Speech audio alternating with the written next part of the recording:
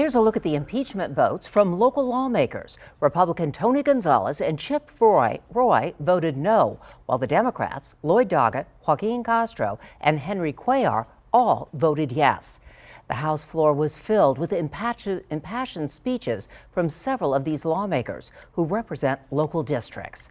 Let's bring in Eyewitness News anchor Sharon Coe, who has the standout moments. Sharon, the speech from one Republican is getting a lot of attention. Yeah, Deborah, despite his no vote, GOP lawmaker Chip Roy agreed President Trump's actions were impeachable. Meantime, a resounding message from the Democratic representatives. They want accountability.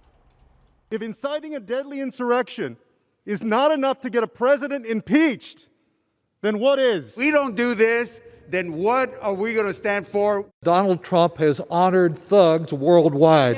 A row of stinging remarks blaming President Donald Trump for insurrection. Let me ask you a question.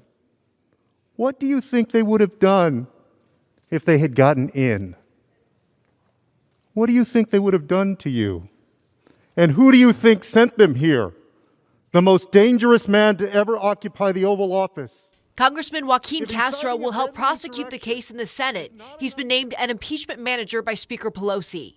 He was among the majority of lawmakers in favor of the president's removal from office. We declare to the next Trump-like aspiring tyrant, not in America.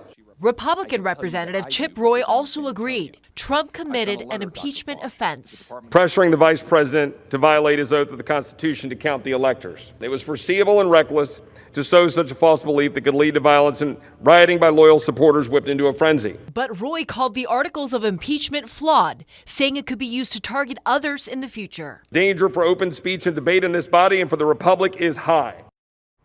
Republican Representative Tony Gonzalez, who voted against the impeachment, said in part in a statement, with 1 week left in President Trump's term, the latest efforts to impeach the president does nothing to heal our country.